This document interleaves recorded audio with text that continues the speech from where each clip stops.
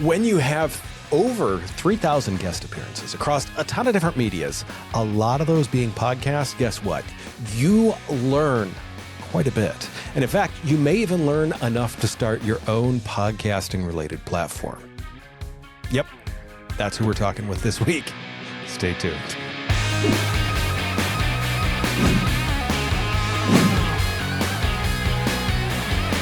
Josh, thanks for being on the show today. Yeah, I mean, I just want to dive right in with PodVerified because anyone that is a host has gotten the litany of pitches that are just horrific. And one of my favorites, I always like to tell this story, is I co-host a podcast. It's me and my co-host all the time.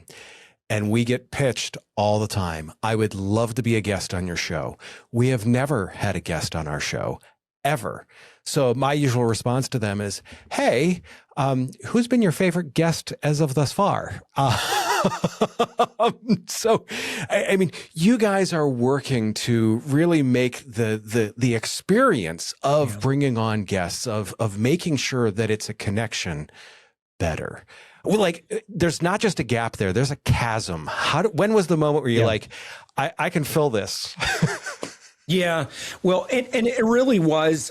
It was. This is what we're talking about specifically. Just in case anyone's a little bit curious here. So, in the podcasting world. So, if you're a podcaster, you've been around for a little bit of time. I've got about 2,500 episodes of my primary podcast, The Thoughtful Entrepreneur, and then I've also worked, as a bit of a fractional chief revenue officer. But I do all of my relationship building and business development, sales development through the podcasting ecosystem because it's just such an incredible ecosystem to connect with other high-level leaders. I'll get into that later. But I want to address it. We're talking specifically when you are a host and you've been around a little bit of time, you're going to start getting hit up a lot by guests, but not just guests. It's actually more so.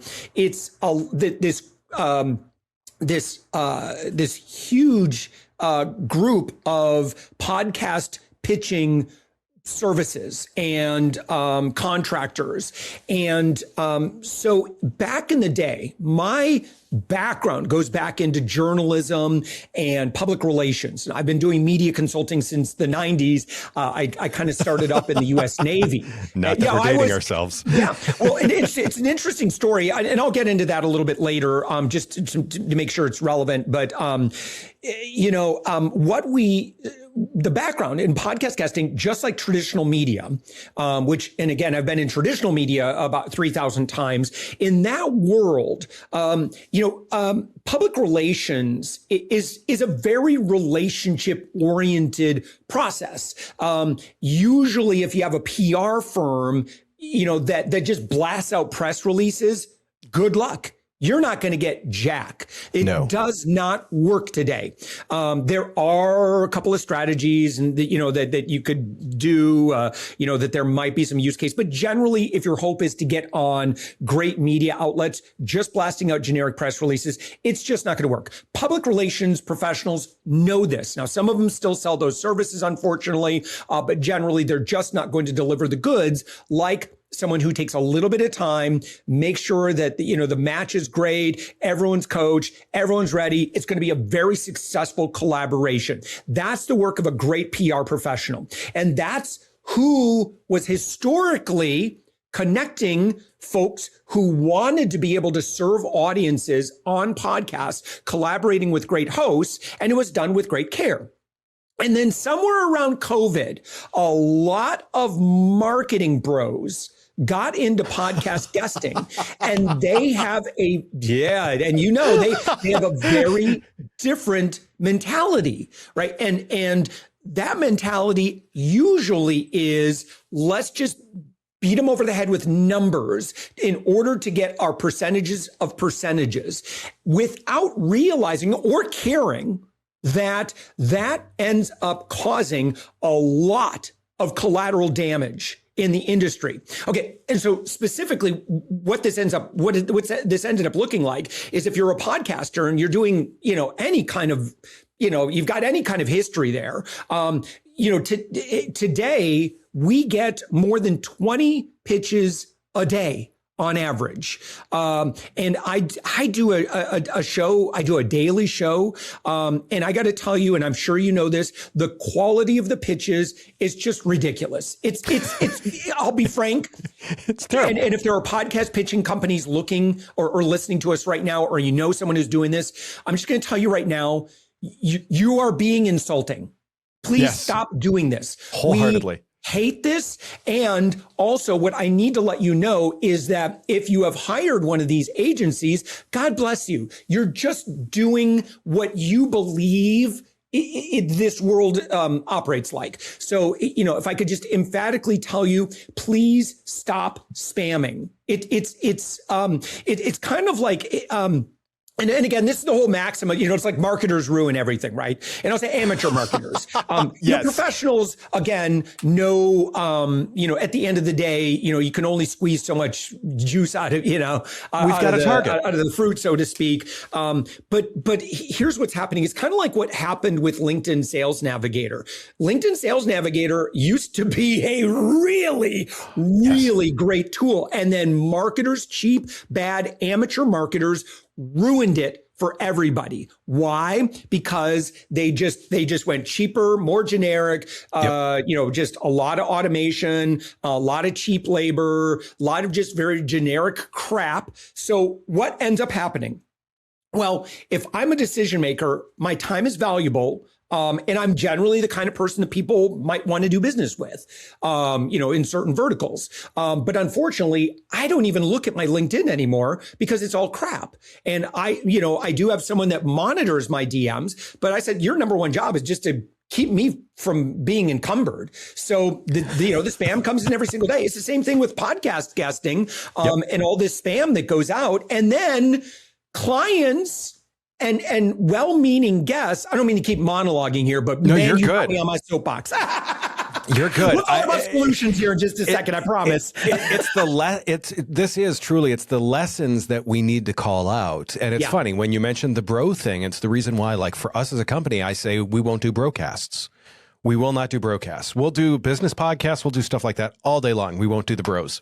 Yeah. Well, let me share something with you. And this is really interesting, too, as I've really looked at this behavior in terms of who is it that does really well in podcast guesting. And I've seen this just consistently is that to serve audiences in media, to serve audiences, when you're collaborating and giving value and you're teaching. Okay, folks who have the heart of a teacher and are just genuine, like they're just good people. And you can tell that they don't have, like their primary motivation in being a guest is to deliver value because they know that their success is dependent among, it's relative to the value that they give. They will naturally create more success if you deliver more value. Now, marketers think about it again, a little bit different. Like what they're thinking about is I'm going to say the right terms. I'm going to say the right words and I'm going to, use some urgency and scarcity. And I'm going to be like, on page 32 of my new book, you too can be a winner. You'll discover the three. Like you just cannot do that stuff in media. Listen, if you're doing a webinar and you're doing a marketing presentation, go for it. Do whatever you do that normally works. But that stuff does not work in podcast guesting. Those folks usually flame out really quick because they're like, well, this sucks. No one's buying my stuff. And I'm like, yeah, you're in the wrong venue, man. Read the room because if you want to do well in podcast guesting, it truly is. It's about rapport. Yes, building some curiosity. Yes, generating, and giving true value to audiences. If you can get really good at that, then I don't know why you would do any kind of other marketing because there's just so many great audiences who listen to podcasts. It's a little unique. And I've got, way more tips that I can share in how to do this well. I love the fact that you talked about the sharing that aspect, the giving aspect of it. And that's how to be successful, because we find that, I mean, and that's another reason why we say, we're not doing the broadcast, because the broadcast, they're doing it for themselves instead of doing it for their audience, and as a business, as a guest, as a host, it's all about giving. As the host, you're giving to the audience. As the guest, you're giving to the host. It's all about giving. It does come back to you, people. That's the only way, that's the only way it works, is you have to put it out. It's 100%. In fact, I just started thinking of this.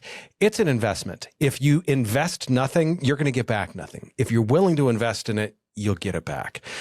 From the tactical side of this, I love how you called out like the PR agencies and just the fact that none of us really need more things in our inbox every day. I feel like that's a standard answer.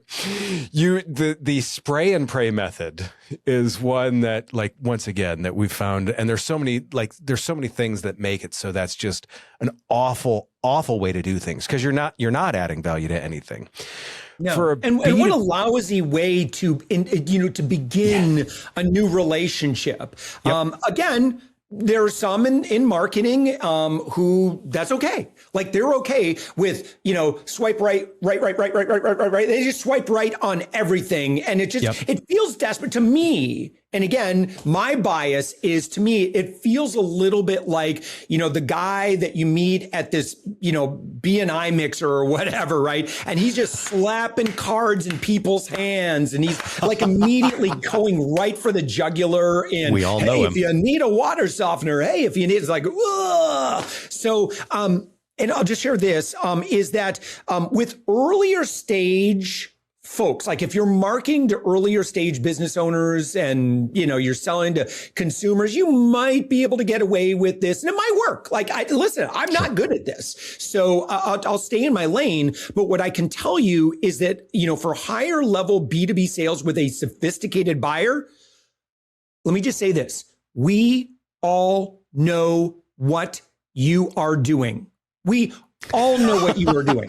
So you're not fooling anybody. Like, when you have great marketing copy, great. We know you have great marketing copy, and we see it objectively. And so we're able to get a little meta, and we all know when we're being sold at. So when I'm working with my clients, kind of to illustrate this, like in a sales conversation, usually what I tell my clients is, listen, your job on your first sales call is not to close the deal and pin them down and, get them to buy your product. I really take a little bit more of a, again, these are for bigger ticket B2B sales. Your job really is just to evoke, oh my gosh, now I have a friend who does what you do. If you can get, your potential partner or your potential client to that level of emotional connection with you, it's kind of game, set, match. They'll let you know if they're in market, and that's their decision, not yours. That's my philosophy on this. And I very much kind of align with the go-giver way of sales and marketing as well, as you can tell. Oh, for 100% for sure. And I mean, that also explains why you've been a guest on the bazillion jillion shows that you have. I believe that's the correct number, right? Last time I counted, I think this give or take a bajillion. Okay, good. How does someone know it's the right show to get onto? Okay. So I've got some thoughts on this, and this is a great question. Okay. And trust me, I want to make sure, Josh, that we will get to in this conversation. I absolutely need to call out the podcasting industry too. 100%. I need to call out podcasters because there's a lot of, I don't want to say blood on their hands, but there's a lot of unforced errors. That there is some, why have we gotten to the place that we have? And I'll address that later. So don't let me forget. No. But you asked the question from the guesting perspective, how do I know what shows to go on? So I have a kind of a philosophy when I'm talking with my clients. And again, I've launched over 300 shows for folks. And then as well, I've facilitated thousands and thousands of guest connections. And everything I do has to be around what is the business plan or the business justification for this. So my primary goal is you have to follow the rules of engagement. You have to give, you have to serve, you have to be generous. You have to learn some basic rapport skills. You have to all this stuff, right? But primarily, again, I need to make sure that my clients are making money at podcast guesting. So how can you do that? Well, show selection is a valuable consideration. So a lot of times, this is really interesting. Let's say that you're a marketing consultant and you're kind of new. A lot of times, this is what I see is that a newer to podcasting marketing consultant, their first inclination is to say, well, I'm a marketer, so guess what kind of shows I'm going to go on? I'm going to go on a bunch of marketing podcasts. Okay, what I call that is, or my advice is, you got to step away from the nerd table, because your customers are not there. Your peers are there, and a lot of times, Josh, reason why marketers want to go on marketing podcasts is it is on the inside. Yes, they say they want business, but in reality, what they want or what drives that, at least either consciously or unconsciously, is they want validation from their peers. And there's nothing wrong with that, but it may or may not pay the bills. So if you want to make money in podcasting, you are likely going to do much better if you can be the unique voice in other genres and other industries, right? Particularly what you want to ask is this one question is, could my ideal customer be in this audience? And if so, then that's kind of the show that I'm after, because that's who I can provide the most value to. I may not have a lot of fresh ideas for really experienced podcasters. I think there's probably a lot of nodding along, but man, I am here to serve because I also want, I need help people. I need my fellow podcasters and folks in the industry to, we got to rally. We got to rally and solve this, because if we don't solve this problem, it's just a race to the bottom. And then podcast guesting just does not work. So we kind of have to step up and do that. But yeah, so show selection. So for example, I had one client. He's like, well, I'm a leadership consultant. And I said, I've got a trucking podcast I think you would be great on. He goes, trucking industry, what? And I'm like, it's like, no, I want to be on a leadership podcast. I'm like, your clients aren't listening to leadership podcasts. Your clients are in the trucking industry and they are having leadership problems right now. So if you go on a leadership podcast, how unique of a voice or a message do you have in that room? Not very. Everyone says similar stuff to what you're saying. And so what you want to be is that unique voice. And then, it's like, oh, here comes John. John's our leadership guy. And it's like, now the trucking industry just recognizes you as one of those few voices that is just serving and helping those folks do better, overcome all of their organizational and people leadership issues. That's what you want. That's where you get the biggest, I'd say, bang for your buck in terms of guesting. That's truly amazing. And it's something that I've thought about and looked at often, because you're 100% right. And it's that so many people go on to what's going to feed their ego. Where can I go on where someone's going to agree with me? And in so many cases, you make such a great point about it, is the fact that a guest and a host should not agree with absolutely everything. If one just sits here and nods the entire time, you're kind of like, correct. Yeah. There's no conflict. There's no, No, watch a movie with no conflict in it and see how you do. It's right. Like, okay, two dudes talking. I mean, podcasts are different, but again, when there's, at least, for me, as a host, when I'm like, wow, you are blowing my mind. And I'm like, I hadn't considered that. That's cool too. Right. And that's where it's outside the purview. It's outside the normal. It's outside once again, and it's why I love what I get to do. I mean, you mentioned people like Dave Jackson. There's so many different people from around different areas that, once again, it's getting that feedback from outside or the other areas. And from the guest perspective, so many people don't think to look outside their normal area and to look outside of instead of talking to your peers, talk to the people with checkbooks. Yeah. That is the huge case for that. In that, you mentioned the podcasting industry kind of as a whole. And Yeah. I want to address some of that. And one of the things, there's a channel that I unabashedly follow on Instagram, and it takes terrible quotes from podcasts. And what it shows is it shows a guy at the engineering desk, and there's the terrible quote from the podcast. And it's the same clip of him every time, but he just rips all the cords out of the back of it. And he's like, podcasting equipment is too cheap. What was it? Podcasting what? Podcasting equipment is too cheap. He's like, we have lowered the bar. Well, look, okay. Can I chime in on that? Because that is okay. So it is, and I'll tell people, like, especially like folks that are guesting and maybe they're using, and I don't want to name anybody here because there are some closed ecosystem services or platforms that you can use. And I think they're fantastic for brand new guests, brand new shows. And what I like about this is it is the democratization, right? Anyone can become a podcaster, just like anyone can throw some crap on YouTube or whatever. And listen, that's great. I mean, I guess that's what the internet's for. Now, what I love about that is it allows for lots of diversity of voices. So voices that may have otherwise been shut out of our media ecosystem can now, hey, we're just going to do it ourselves. God bless you for that. I think that's amazing. The negative of that, I think what you're, kind of getting to is, man, the experience varies wildly. And I can't tell you, way to put that. I'm sure anyone that's been guesting for a while has been on some real stinkers, and that's fine. I mean, these folks are learning the ropes. They're probably not going to, I'm sure you've seen the numbers, like the percentage of people that, percentage of shows that don't make it to episode 20. It's close to 90%. Like, it's pretty significant of independent podcasters. So it's a grind. And I think, a lot of people get excited by the idea, and then they realize, oh, wow, I launched this thing and nobody's listening. So am I going to keep doing this?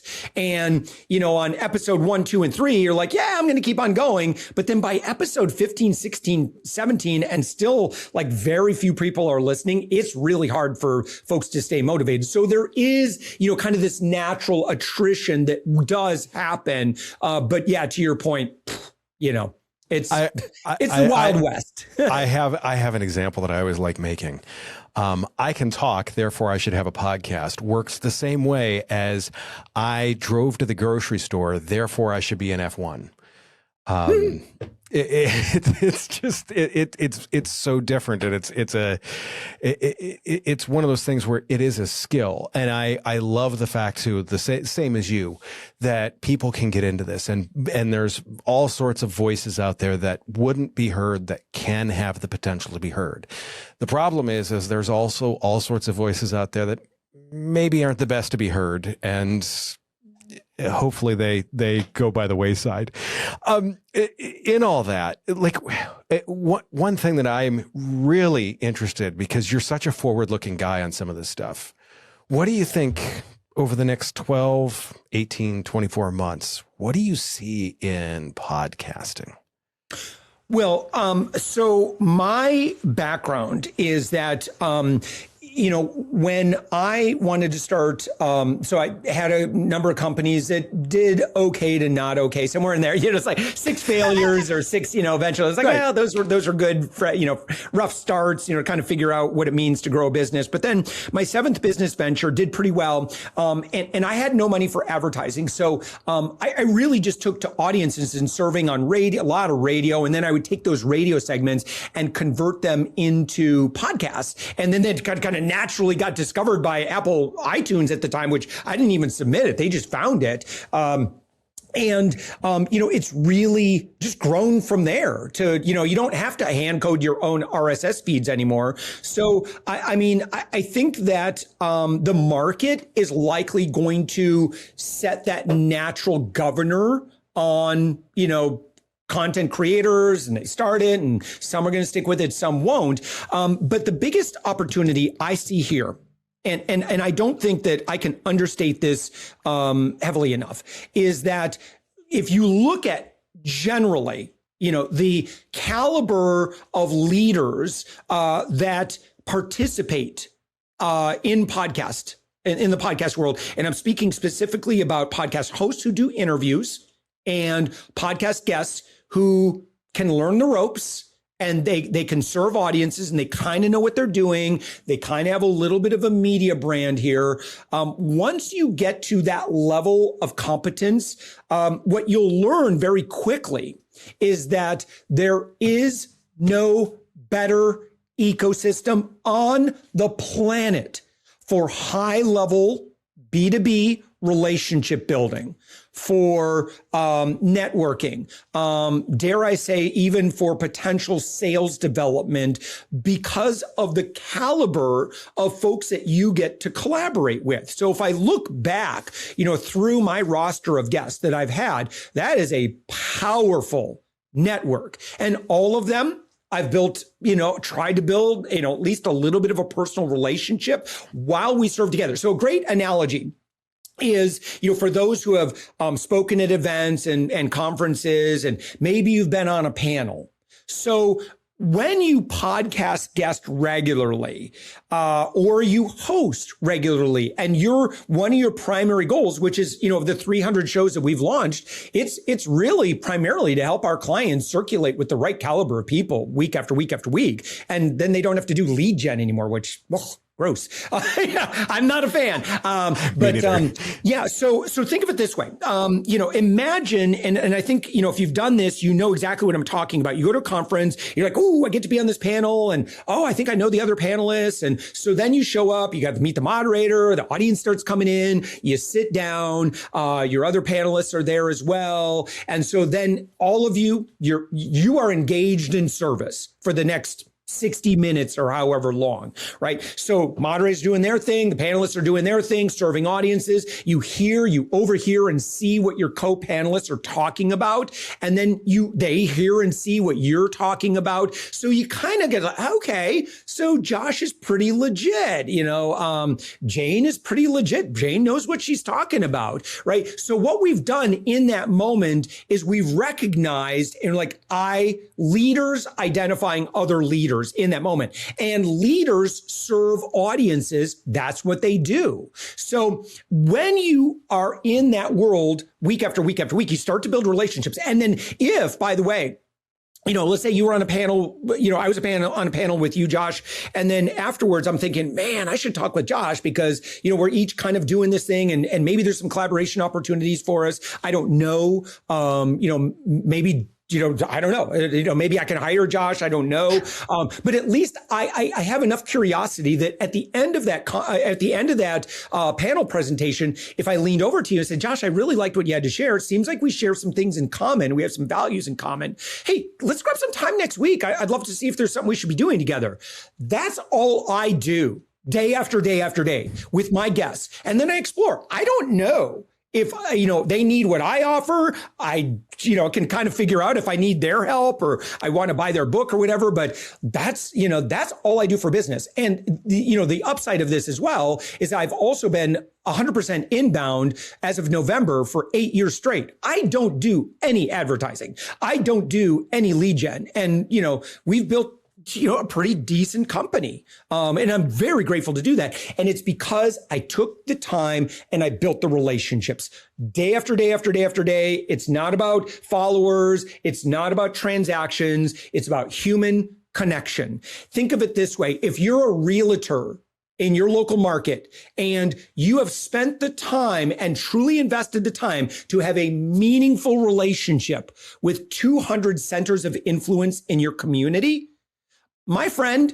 as a realtor, it is probably game, set, match for you if you got all the other business stuff locked down, meaning that you will probably get enough referral business and just other opportunities will fall in your lap because of who you know and who trusts you and who you have that intimate relationship with, as opposed to generic followers, which is kind of more of that bro marketing energy. Go deep. Go spend more time with fewer people, but you keep doing that day after day after day after day. You fast forward a year, and you will not recognize what your business looks like. It's amazing, and I want to bring it back kind of to like the original question for that is where you see podcasting going, because that is. I'm no, sorry, you're good. You're that's good. one of those answer the question you want, not the answer the question you're given. No. It's good because, and I love it because. Sorry, I kind of meandered. You're totally good with that because to me that really emphasizes the fact that good podcasts are built on relationships. They are built on conversations. They are built on like that. I always joke, we had a podcaster the one time, she only recorded 2 episodes, thankfully, but came in and invited an expert into the studio. The first episode, they talked 86% of the time. The second episode, they talked 78% of the time. And I'm like, why did you even have the person in? There's no relationship. There's no, and once again, that was purely transactional. I want that person's name on my podcast, nothing else. And I was like, we're not doing this again. No. So let me make sure I understand this. So they had a guest and the guest was a get for them. And then they just started like, oh, I'm going to impress this guest by blabbing on in front of them. Correct. Oh, right. Yeah, so don't do that. Once again, but it's one of the things that I love about podcasting is it is a relationship, and it is it's the same thing for me. Like people that I have had on the show, I have relationships with. There's an email that I'm going to send out in probably another 3-4 weeks. Hey, how's it going? Things that, yes. And there's 2 reasons for it. I don't do that to everyone. I do it to the ones that I'm genuinely curious about, because one of the things that I love too is I get to ask you some very intentional questions. If you and I met at that B&I meeting, we're going to, hey dude, and we're going to sound a little bit like I think it was the sheepdog and Wile E. Coyote in Looney Tunes. Morning Frank. Morning, Ralph. It'll be one of those things. Whereas now, like I get to like intentionally ask you questions, which it automatically brings people closer. Exactly. And and I want to add to that. There is something. So in college, so I was going to be a marriage and family therapist. That's actually what my wife does now. We were kind of in school together, kind of studying therapy and that sort of thing. I ended up going obviously a different road. I wanted to be a love doctor on the radio. That was my original career ambition. I love it. Anyway, one thing that I studied was kind of this idea of quality versus quantity time. And then I looked at, what can people do together that truly bonds them? And there is something that is so remarkable about 2 people coming together in service for something else, right? We are here together to serve. So like, really great relationships, I was able to build just by serving in my local community with my local SBDC chapter, serving on boards, serving on, workshops, mentors, mentoring, that sort of thing. But then you get to meet all of the other mentors. And man, I'm telling you what, that is quite a fraternity / sorority. Like that is like, we get along. Like, I don't know what it is, but it's like we, leaders who we recognize the hearts of other leaders, and that's so attractive. So if we have a heart towards service and somebody else has a heart towards service, it's like instant rapport. So there's another clue. If you're really looking to up-level your networking relationship building, just start serving more and you're going to get to know a lot of other people. It might feel inefficient at first, but then you'll see what happens regarding the quality of the relationships in your life with people that, listen, business owners usually just have a lot of things going on. And so there's a lot of ways that I collaborate and work with other people. Try me. I mean, just, if we build, like, we'll probably figure something out. So, and that's very, very common amongst business owners that have been around a little bit of time, have some things going on. Yeah, it's funny. I see so many people, and I always like to call it the pitch slap. Is as you mentioned, the guy that's just walking around passing out business cards like he's dealing poker. Is that is the pitch slap? Yeah, and 100%. And it's I always ask that for me, like networking events. I always try and ask a different question. And for me, I always ask people, what's something you're working on you're excited about? Because I want to find out what they're working on, not just like if you ask someone, what do you do? That's kind of self-serving. If you want to find out what they're excited about, well, then that's like, hey, I'm interested in you and what you do. That being said, with you and what you do, Like if someone decides, hey, you know what, I need to get to the next level of guesting. I need to get my name out there. What does it take to work with PodVerified, and what can they expect? Yeah. Here's how we're trying to fix the ecosystem for everybody. So number one, and we still have to call podcasters out. I still have a little bit more calling out I need to do because again, I think a lot of this is. Let me just touch on this really quick, and then we can kind of move on. And I'm going to get to. I'm happy to share what we do with PodVerified. And by the way, I'll just say, right now, they're like everything we do at PodVerified, we have so much that we give away for free because I believe that as podcasters, we all work to better make this system better for everybody, and truly those who have the heart of a leader, those people who like, man, I got into business because I want to make an impact in the world. Podcasts are a great stage for you to do that, but I need to help you into that world a little bit. So there's so many free resources there. But getting back to the issue that I see with podcasters, and I think a lot of people are going to nod their head, especially if they've done any level of guesting, are going to nod their head with me right now. And that is that, let's say that I want to be, let's say you're a podcaster, and I feel like I'm kind of at the level where, we would probably have a meaningful conversation. I feel like, I would probably be a very qualified guest for you. I'd bring a lot of value. Obviously, I'm focused on, what are the goals of the podcast host? I mean, that's my background in media. It's you always put, the host or the producer or the talent, you put their needs first, you serve them, make them look good, truly deliver, for their audience, and then you'll be invited back, which, that's how I got my 3,000 media appearances. It wasn't from 3,000 outlets. It was really just from a much smaller quantity over and over and over and over again. So here's what podcasters are doing, unfortunately. Nothing. When I go to your website, the average podcaster's website, I go to their website and I'm like, okay, well, I think, we actually might be a good fit here. I'm not punching above my weight class. It certainly seems like it'd be a good fit. And then I go, well, what is your guest process? And there's nothing.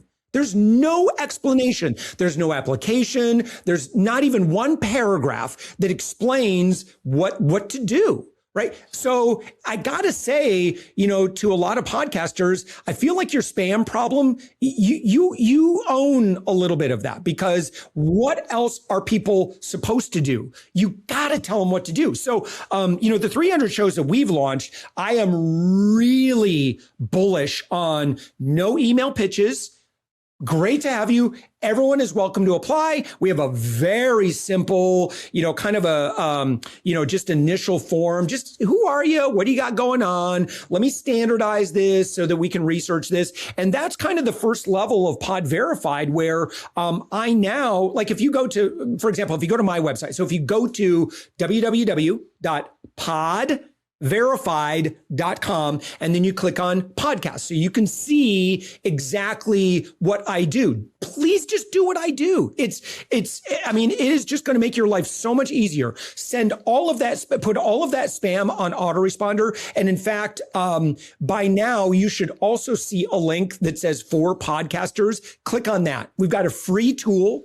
And we will actually potentially pay you to handle all of your guest spam. So what are we going to do?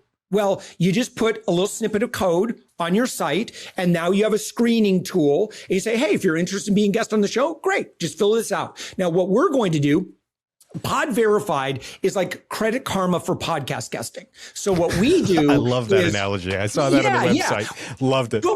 This is so important because it's also exceptionally confusing for guests who say, I want to be on a podcast. Well, I guess I just send a spam message to Joe Rogan and I'll be on, maybe, right? And that's not how it works, right? It's like in traditional public relations, I would get a client and they would say, hey, can you get me on Good Morning America? I'm like, yeah, maybe. Tell me about your national media that you've done already. I've done national media, like it's no big deal, right? But, tell me what you've done. Have you done national media? Oh, no, I haven't. Okay, well, what about your major market stuff? Well, I haven't done that either. I'm like, okay. That ain't how this works. And I need to just be very transparent with you. You need to earn your stages. Just like in public speaking, you don't go from, I'm a speaker, to tomorrow you get yourself a $20,000 gig. Nope. You're going to be doing a bunch of pro bono stuff at first. And then you're probably going to get your first paid gig. And then you're going to inch your way up. It's the exact same thing in media. Okay. Stop playing the lottery with your spam. It's not going to work. You're just ticking people off, and it's sloppy, right? Yes. And by the way, to the guest who's done this, it's not your fault. No one taught you this, right? And unfortunately, a lot of marketers probably sold you on a different idea that you should do this. Nope, podcasters hate it. So podcasters, step one, please put a screening form on your page. That's just, it's not going to take you very long. It is going to solve so many problems. And most importantly, is you are going to get better quality guests. Why? Because of the dozen or so pitches you get every day, there's a lot of bad ones in there. No question about it. But there are also some really great ones in there. And if you just mark it all as spam, or you just ignore all that stuff, you are missing out on really high caliber guests that you should have on your show that would help you grow faster than whatever else your selection process is right now. We got to be a little bit more scientific about how we decide to select guests. So the PodVerified, what it will do is when somebody fills it out, we are going to scour the internet and we're going to build a profile based upon that person's credit worthiness, essentially. And again, this is going to sound very superficial, but unfortunately, we do have to use these metrics to determine at least the non-editorial value of a guest. And so here's what we look at: the professional success and authority of the guest. That is one bucket that helps us build this profile. Then we look at the overall influence and engagement of that guest already. Now, we weight that one a little higher than I think should be. And the reason why is because podcasters do. Because most podcasters are looking to expand their influence and reach. It's one of their primary goals. Sure. If not number one, for the average podcaster. So they're going to evaluate you as a guest. So we just grab all that for them. And then finally, number three is, what kind of performance have you had on podcasts already? So that's where we're going to look at your podcast history. We're going to look at also, and this is important because guess what? Podcasters are going to look at this as well, is when you do appear on a podcast, is there evidence that you collaborate and promote those appearances? Because if you don't, that is a major red flag for nearly every podcast host. Why would you come on my stage and have this great, you're happy to serve my audience, that's great, but why would you not just do that little extra to promote your appearance? Again, it's a rookie move. Don't do that. So unfortunately, that is, that's a portion of that score as well. So then we give that score to the podcast host and they're like, great, I'm booking, 35s and above, right? So that's, and again, that's, again, you just go to PodVerified and I'll teach you how to do that for free. If you want to use our tool, just hit me up right now. If you hurry, I will probably give it to you for free. Because I got to sell it. But right now I'm kind of validating, we're testing the process, testing the software and stuff. But yeah, happy to give it away for free if you hurry, and just check it out. Just message me on the website. And again, that's at podverify.com. Okay. Now, on the guesting side of things, this also solves a major problem because, when I was talking about, I want to be on Joe Rogan, I want to be on Mel Robbins or whatever. I'm sorry, you're not ready for that. But you know what? You're coming in at a 40. So you should be aiming for shows that are around that level, because if you punch too high, you're not going to get any response. Okay, stop with the lottery mentality. It just doesn't work like that. Also, the vast majority of the shows, you will probably find that you could do better. if you're Def Leppard in your prime, stop playing dive bars, right? And so there's nothing wrong. What an example. What an example. Need dive bars. Just like we need new podcasters. But that said, you should be playing the venues that are appropriate for your level of media, because that's probably the fastest way for you to escalate up. You have to earn stages, and then you go 1 point above, right? So you keep earning those stages 1 point at a time. You don't go from, hey, you're a 20, so now you're going to get on some 80 stages. You can buy your way there in some cases, but generally it's really challenging, really hard to do. I would much rather be on, a dozen, if I'm a 40, I'd much rather be on a dozen shows that are 40s as well, because that's the right room for me. And then, in a couple of weeks, I'll be a 41. So, just that's how you do it. And PodVerified, like I said, we give away all kinds of free tools, do media training and that sort of thing, because all of this stuff, again, is going to help you to become much more successful. You're going to make a lot more money. You're going to grow your audience a lot faster. Oh, I'm so sorry. I probably shouldn't keep go ahead. Throwing everything in the kitchen sink into this conversation. Go right ahead. I'm violating so many of my own rules that I'm talking about. But I do want to say this, because I want, because I don't often get to speak to podcasters specifically. Here is probably what this is. Okay, spam is a big problem. Spam is a really, really big problem. Another problem that we as podcasters have is guests that are not fully engaged in the process, particularly as evidenced by the amount of emphasis they put on promoting that appearance, right? So we get really frustrated as podcasters when the guest just doesn't participate. Okay, there's a lot of ways you can fix that. And over the years, in 2,500 appearances, I've had to learn to fix that. And I'm going to tell you right now, number one is you need to start treating your show like a serious media outlet. Your guests are never going to treat your show more seriously than you do. So all of this little ad hoc stuff where you're like, go back and forth on email and DM or whatever, then you just give them a schedule link and you're like, okay, we'll chat in a month. And then that's it. And then you just kind of show up and your guest kind of like, well, I don't know anything about you, so I'm just going to kind of phone it in. Okay, that is a huge missed opportunity. Agreed. And so what you should be doing is rolling out the red carpet for your guests. So another thing, you'll see that what we do, with our show, and I encourage every podcaster to do this. If you want to do pre-interview conversations, that's up to you. I don't, but I've systematized. I just don't have the bandwidth with the Daily Show. I wish I could. But what I do is I just provide so many resources for my guests, and I do it really easy. They can totally do it. Most guests are a little bit nervous. Most guests want to do a good job. So if I were to, let's say I was going to speak at an event, and then the meeting planner goes, hey, before we have you on stage in a couple of weeks, why don't we grab 15 minutes really quick, just so I can kind of go over who's going to be in the audience, what kind of questions they're asking, that sort of thing. Like every speaker on the planet would take that meeting. Okay, so the same thing happens with media guests. Most guests, if you offer to be helpful and you give them really quick resources, right? And just like, here's the question I'm going to ask. Here's how the format goes. Here's some, I share like a video. It's like, hey, here's some quick audio video tips. And I share that with, I get so much positive feedback from my guests. They're like, oh my gosh, boy, talk about dumbing it down and helping me to become more successful. Thank you so much. Now, as a result, they have now built familiarity bias with me.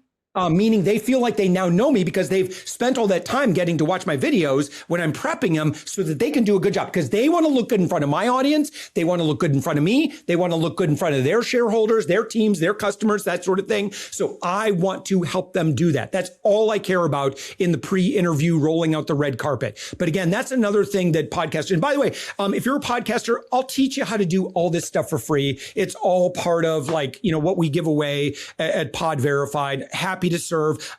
Again, if we don't all take action, it's only going to get worse. It's the I'm not going to say the word essification of podcast guesting. Yeah, no, it's the shitification. I will say the word. Yep. Yeah, it's the it really is, because the bar, like I mentioned, the bar has been lowered enough that it becomes difficult to shine in that way. Yeah. Yeah, and there's already a bunch of AI slop podcasts that are coming out, which is like so ridiculous. It's so stupid. Like, yes, I'm sure there's going to be some people that are listening to. Most people listen because they want to hear from humans, and you're seeing enormous consumer pushback right now. Like on YouTube, I just, sometimes maybe like for the fall asleep podcast, I'll listen to like AI produced stuff. But if I can tell it's AI and they go, in the year 1987, I'm like, okay, AI, like I'm so out of there. Like AI, I use like son of a gun, but not for my content. Like it just feels yucky. To me, it's so funny. I just had this talk with someone the other day about it, because they're talking about like they're worried about AI content and marketing in an organization that and I'm like, no. I'm like, to use AI in the marketing is amazing, but it's human in the loop AI. It's not like if you just let AI do its own things. Yes, it is horribleness. If it assists humans and makes humans do things better or more efficient, then, oh my gosh, is it an amazing tool. Nailed it, Josh. You nailed it. Yeah, it's truly how we work with that. With that, the conversation today has been amazing. I feel like too, in some ways, I want to hook a set of jumper cables up to you, because I feel like you could power my house for a fair bit of time. Well, look, what I'm excited about is I think that this is very fixable. I think it's really fixable. I think all it requires is all of us to do just a little bit better. Like just do if we all improve the, kind of the ecosystem by 1-2%, boom, done, gone. And the marketers will just not survive. I mean, already their churn rate with their clients, like I've heard some stories. I mean, I talk to all their clients too, because, a lot of times they end up on my show. So, and I'm very respectful. I'm like, listen, I always honor great, public relations, relationships and stuff. But when they're working with a true kind of shyster, I'm like, oof, man. And I've, other folks in the podcast guesting world too. Those folks, the good news is those folks don't last, just like the broy guests don't really last either. They're wonderful people. They're just in the wrong venue. I wholeheartedly agree. That all being said, where can people find you? Obviously, PodVerified.com, but where else? Yeah. So when you go to podverified.com, if you want to get a free PodVerified score, that'll help you. Then I'm going to share with you using AI tools, how to build a press kit. Again, if you're a speaker without a speaker kit, you're not getting speaking gigs. If you are a podcast guest without a press kit, you just look like you're not ready for prime time. You have to do this. Otherwise, content creators like myself, we're just going to have to guess. Don't make me guess as to whether or not you're a good guest. Tell me, just give me the resources. Don't sell me with a big glossy thing. I don't need that. Just give me the facts and figures. Just give me the resources and tools that I need so we can do something awesome together. My team has everything they need. Press kit builder, LinkedIn makeover tool. I even have a website blueprint tool so you can look like you're just a little bit more media ready. All that stuff's free. I just give it away. It's for free. Certainly if I can help you in other ways, always happy to help. But that's it. And the last thing, I'm always looking for great podcast guests as well. When you go to podverified.com, you'll see my own podcast, and you'll see the application I was talking about. Go fill it out, and you'll get a free PodVerified membership anyway too. So awesome, Josh. Thank you so much for having me, man. This was so great. This truly was. I truly appreciate the time today. For everyone else out there, I know some of you may have seen me typing throughout this. I got notes. I will be back to finish those up. Once again, thanks, Josh. For everyone else, I'll be right back.